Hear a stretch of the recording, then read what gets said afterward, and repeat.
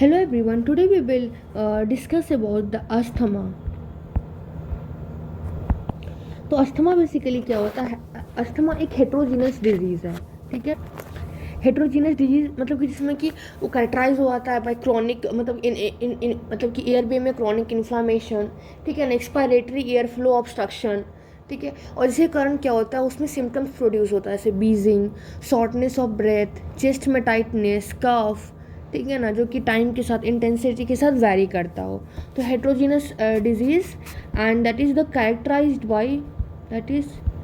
characterized by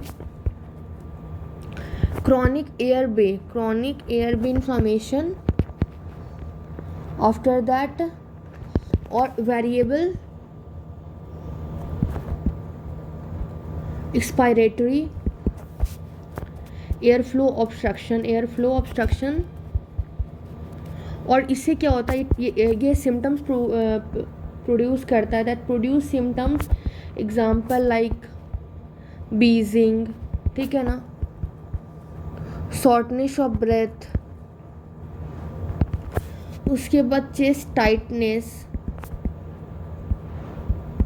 then कफ, ठीक है ना। ये सब सिम्टम्स है, दिस वेरी ओवर टाइम और इन इंटेंसिटी, दोनों में वेरी करता है। तो क्या क्या सिम्टम्स होते हैं अस्थमा के? Wheezing, shortness of breath, chest tightness, cough, और ये टाइम के साथ इंटेंसिटी में भी वेरी करता है।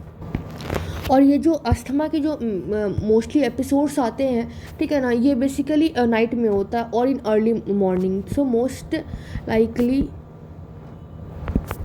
इट अकर्स कब कब होता है, ठीक है ना, एक होता है नाइट में और एक होता है अर्ली मॉर्निंग में, ठीक है। और ये क्यों होता है? That is produced by bronchoconstriction. और ये ब्रोंको कॉन्स्ट्रिक्शन से होता है, ठीक है ना। और ये क्या होता है, ये मतलब कि पार्शली रिवर्सिबल होता है, दिस इज़ पार्शली रिवर्सिबल। और मतलब कि रिवर्सिबल रहता है, मतलब या तो अपने आप या तो फिर ट्रीटमेंट से, जैसे भी हो, दिस इज मतलब कि दिस इज़ रिवर्सिबल, ठीक है। उसके बाद कभी कभी क्या होता है, रेयरली इट अकर दैट एक अटैक आता है, दैट इज़ एन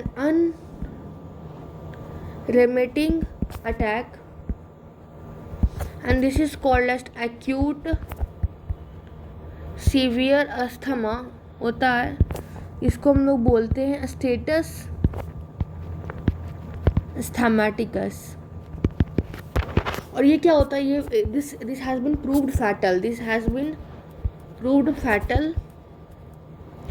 ठीक है ना।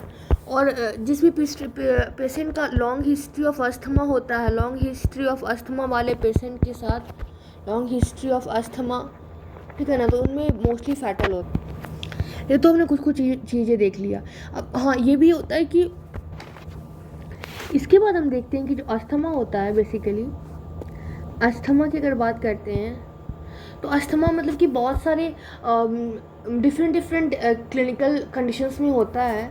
तो अस्थमा मतलब कि हैज़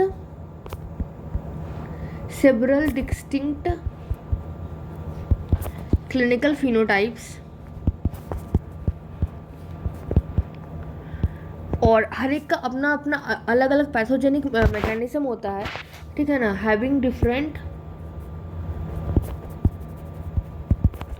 पैथोजेनिक मैकेनिज्म,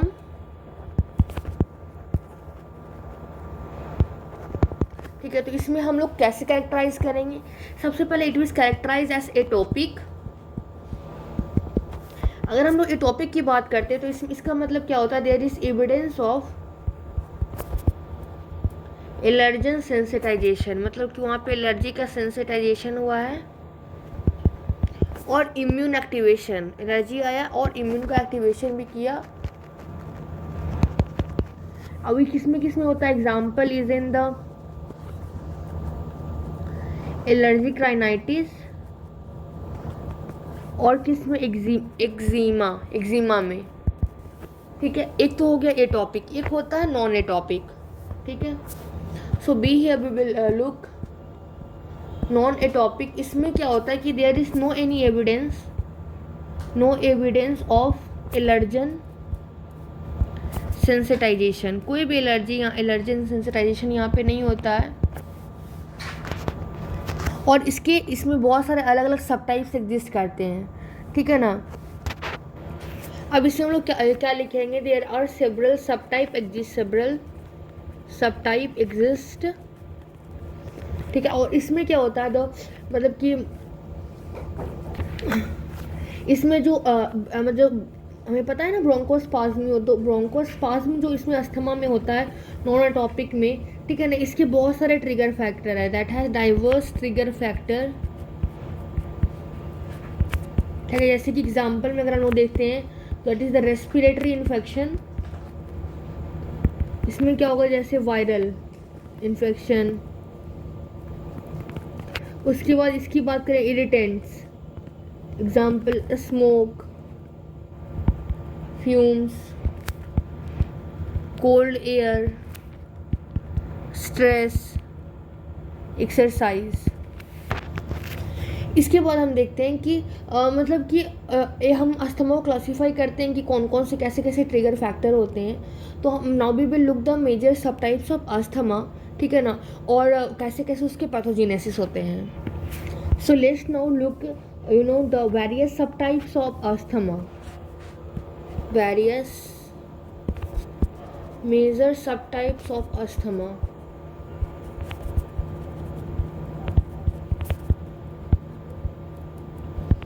अगर इसमें हम लोग देखते हो, सबसे पहला होता है द फर्स्ट इज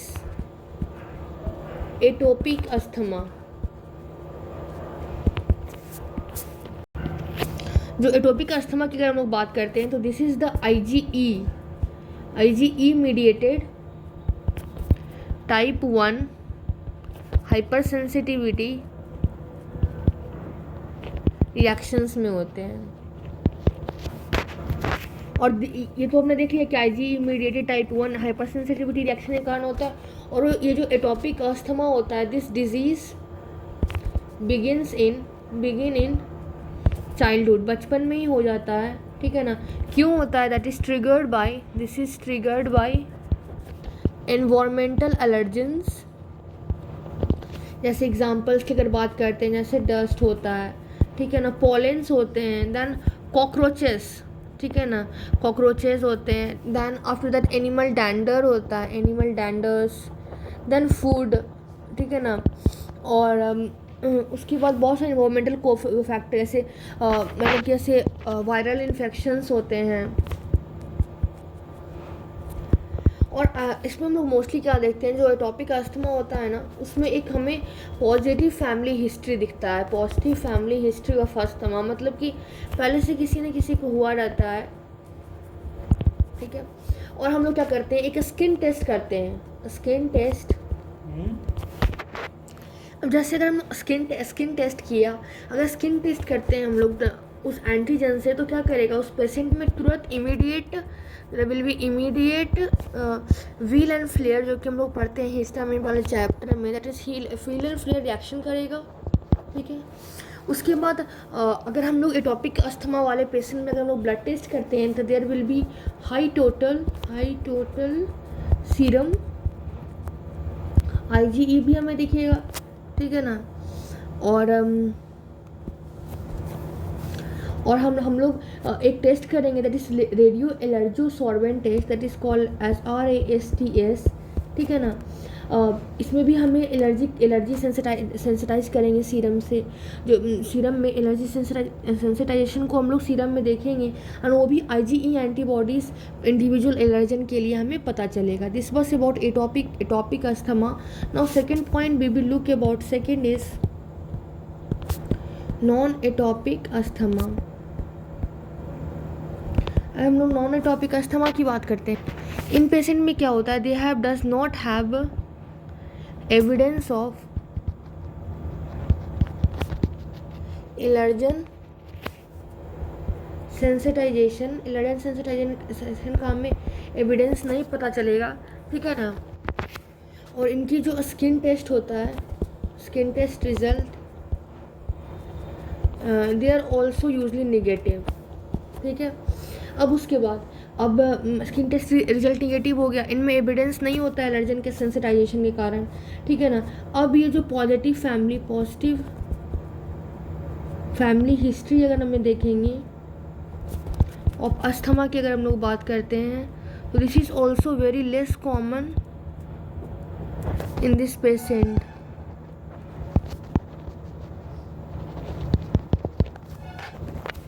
अगर हम लोग बात करते हैं ट्रिगर के बारे में कि नॉन एटॉपिक अस्थमा की क्या क्या ट्रिगर्स चीज़ है, तो जो कॉमन ट्रिगर होते हैं, जो कॉमन ट्रिगर्स जिसके कारण ये सब इन्फेक्शन होता है, दे आर द वायरसेस, जो मतलब वायरस जो कि इन्फेक्शन करते हैं, ठीक है ना। तो common trigger due to virus and उसमें रेस्पिरेटरी इन्फेक्शन जो होता है ये किसी किसी कारण होता है। The example is like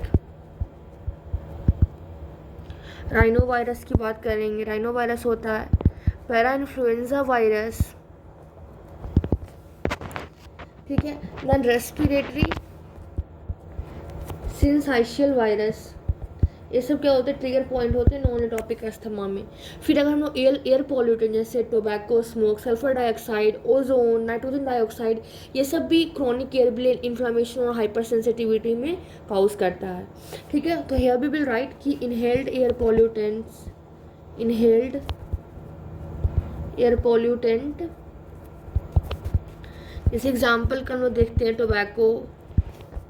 tobacco smoke मतलब, ठीक है ना, sulfur dioxide, after that ozone, after that nitrogen dioxide, ठीक है। ये सब क्या करते हैं, this contribute to chronic airway inflammation, और ये और क्या क्या करते हैं, this also call hyper sensitivity. तो ये दोनों चीज़ है, ठीक है ना। एक्सपोजर टू कोल्ड, एक्सरसाइज में भी नॉन एटॉपिक अस्थमा हमें दिखने को मिलता है। This was the thing about atopic asthma, non atopic asthma.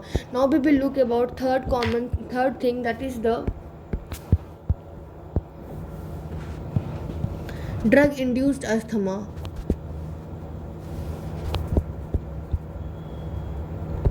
अब ड्रग इंड्यूस अस्थमा मतलब कुछ ऐसे फार्माकोलॉजिकल एजेंट होते हैं जो कि अस्थमा को प्रवोक करते हैं, ठीक है ना।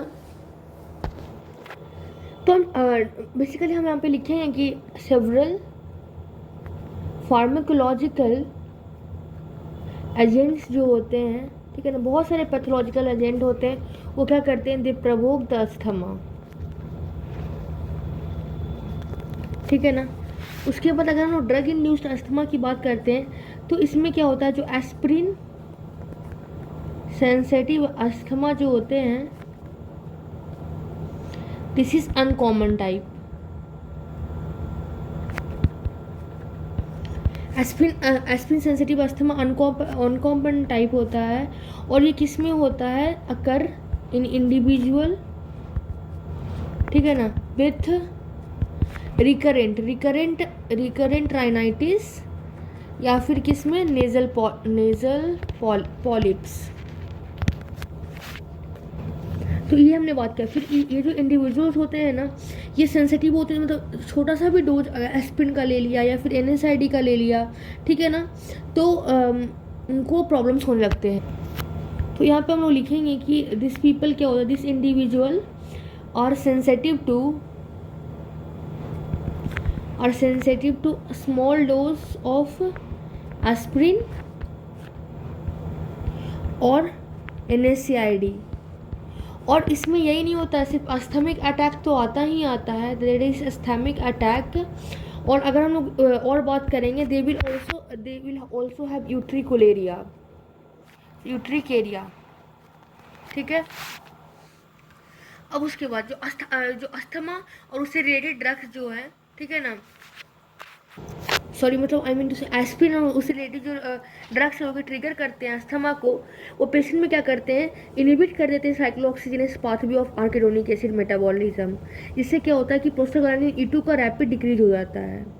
तो यहाँ पे पहले हम लिखते हैं, उसके बाद उसके आगे का प्रोसेस देखेंगे। तो जो एस्पिरिन होता है, ठीक है ना। और जो ड्रग जो ट्रिगर करता है अस्थमा को,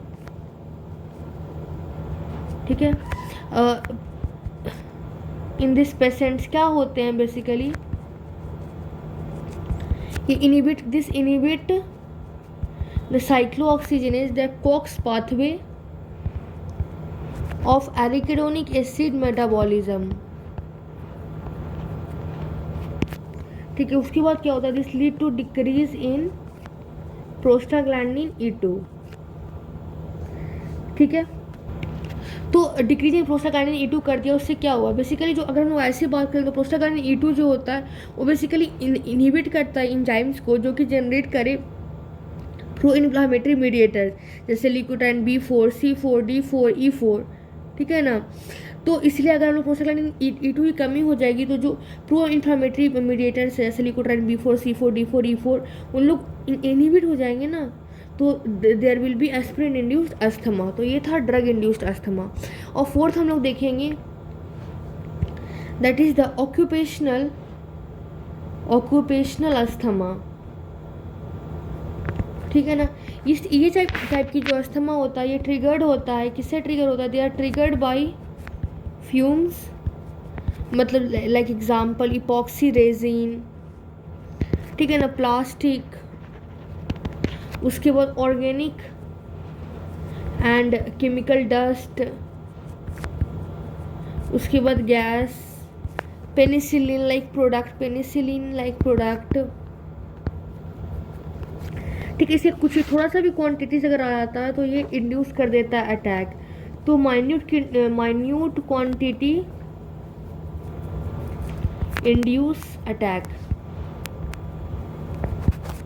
और अगर ये बार बार अगर एक्सपोजर हो जाए तो मतलब कि बार बार एक्सपोजर हो जाए तो थोड़ा सा भी जो क्वांटिटी है वो अटैक को इंड्यूस कर देता है। और इसमें भी वही है, टाइप 1 जो हाइपर सेंसिटिविटी रिएक्शन होता है उसी से मतलब कि ब्रोंकोकंस्ट्रिक्शन सब्सटेंस रिलीज करता है, हाइपर सेंसिटिविटी इससे होता है। तो डिस्कस और द कि कैसे किस किस रीजन से कारण अस्थमा होता है। Now we will look the pathogenesis of the different type of asthma. So here we are going to discuss pathogenesis. तो अगर हम पैथोजेनेसिस की बात करें तो जो एटॉपिक अस्थमा होता है, एटॉपिक अस्थमा जो कि ये सबसे most common type of asthma है। ठीक है ना, ये कैसे होता है, this is caused bye TH2 mediated IgE। ठीक है ना, TH2 mediated IgE रिस्पॉन्स इसका आता है। ठीक है ना, किसके ऊपर, टू इन्वायरमेंटल एलर्जेंस। और ये किसमें, मतलब कि इन जेनेटिकली प्रीडिस्पोज्ड इंडिविजुअल्स में। ये हमने देख लिया एटॉपिक अस्थमा, मतलब कि basically TH2 mediated IgE response है। अब इसके बाद अगर हम लोग एटॉपिक अस्थमा की मतलब कि अब आगे की बात करें तो बेसिकली इसमें क्या होता है, देयर इज एयरवे इन्फ्लेमेशन। ठीक है, तो एयरवे इज इन्फ्लैम्ड और यही सेंट्रल थिंग होता है। This is central to disease pathophysiology.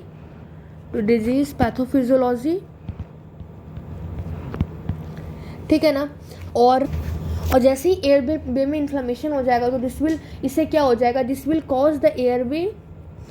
Call airway dysfunction. ठीक है ना, and through the release of potent inflammatory mediators. ठीक है ना, through release of potent inflammatory mediators. ठीक है ना, उसके बाद और जैसे जैसे डिजीज सीवियर होते जाएगा तो तेरे में भी local secretion of growth factor. ठीक है, जिससे म्यूकस मेम्ब्रेन की इलाजमेंट हो जाएगा, स्मूथ मसल प्रोलिफरेशन हो जाएगा, फिर एंजियोजेनेसिस भी हो जाएगा, फिर फाइब्रोसिस भी हो जाएगा। ठीक है, तो हियर वी विल लुक कि एज द डिजीज सीवियर्स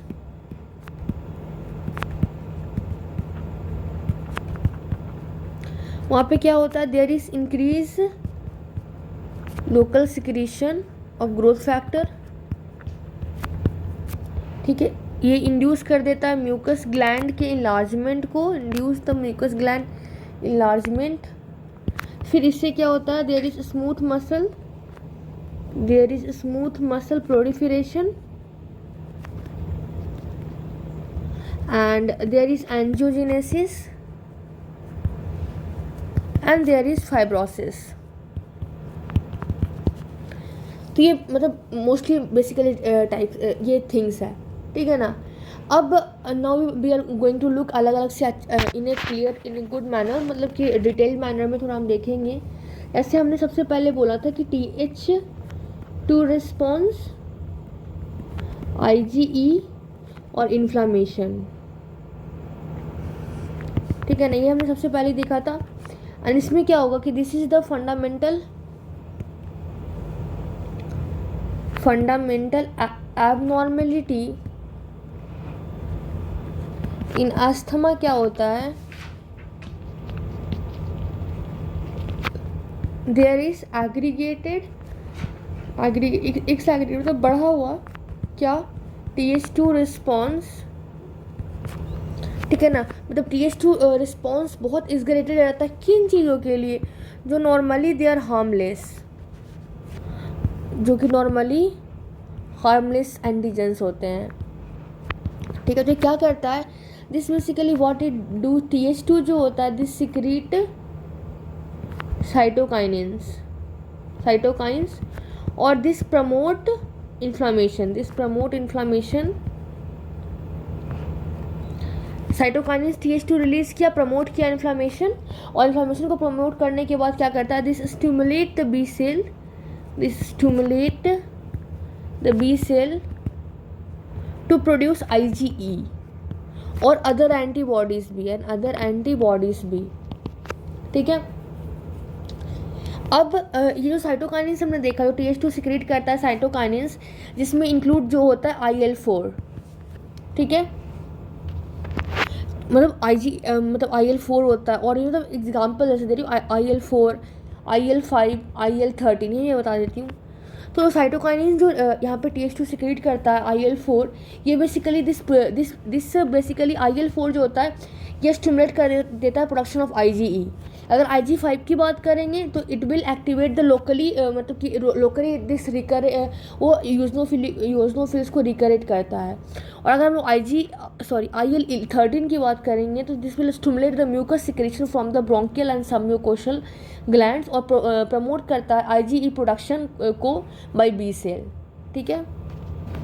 तो यहाँ पे मेरे से लिखा ना कि promote inflammation, stimulate B cell to produce IgE और अदर एंटीबॉडीज़। तो यहाँ पे इसलिए मैंने यहाँ पे लिखा था, स्पेस कम था। Let me right here in अच्छे से कि IL4, IL5 और IL13 के क्या फंक्शंस है। तो अगर हम लोग IL4 की बात करते हैं तो IL4 क्या प्रमोट करता है, दिस प्रमोट, ठीक है ना, और फिर stimulate the production of IgE, ठीक है। अगर हम लोग IL5 की बात करते हैं तो दिस एक्टिवेट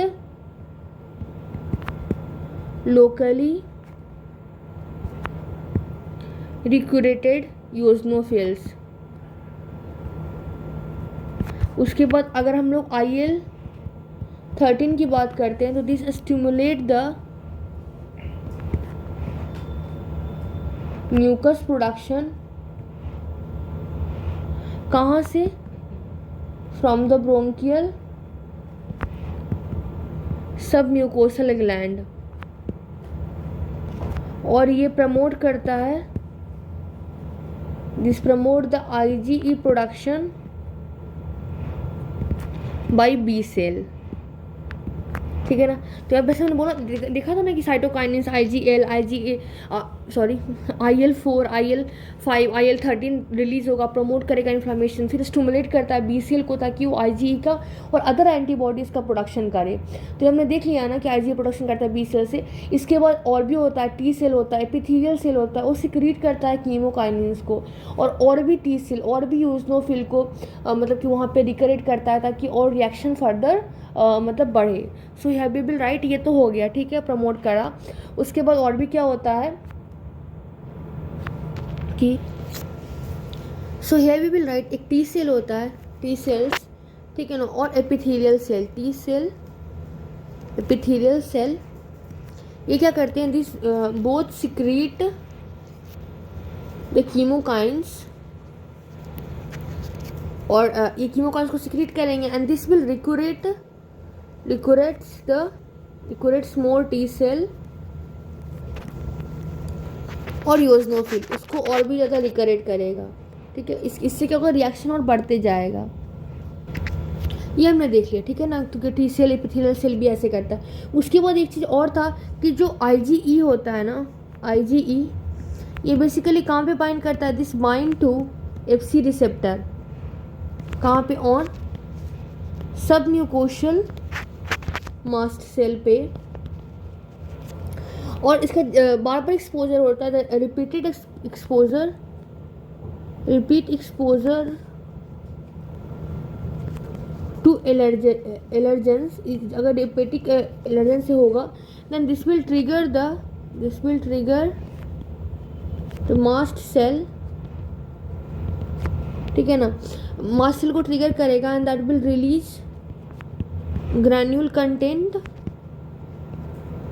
और प्रोड्यूस करता है क्या, प्रोड्यूस साइटोकाइंस। अब ये साइटोकाइंस को प्रोड्यूस किया, और जब साइटोकाइंस को प्रोड्यूस करता है और एंड अदर मीडिएटर्स को भी, and this induce the early phase, जिसको हम लोग क्या बोलते हैं, immediate type of hyper sensitivity reaction और लेट फेज रिएक्शन ऑल्सो। सो ये चीज़ें हैं। अब अगर हम लोग अर्ली फेज़ की बात करें और लेट फेज़ की बात करें, तो इसमें भी हम लोग देखते हैं कि अर्ली फेज अगर रिएक्शन जो होता है वो डोमिनेटेड कैसे रहता है, by bronchoconstriction, by increase mucus production, ठीक है ना, वेरिएबल डिग्री ऑफ वैसोडाइलेशन से वैस्कुलर परमेबिलिटी बढ़ जाता है, ठीक है ना। और जो ये ब्रोंको कंस्ट्रिक्शन जो होता है वो ट्रिगर कैसे होता है, due to the subepithelial vehicle, बस पैरासिम्पैथेटिक रिसेप्टर्स आता है, ठीक है ना, by the both local and central reflex से, जो कि मास्ट सेल उसको प्रोड्यूस करता है, ठीक है ना। तो ये अर्ली फेज ऑफ रिएक्शन के बारे में that we are going to write hair.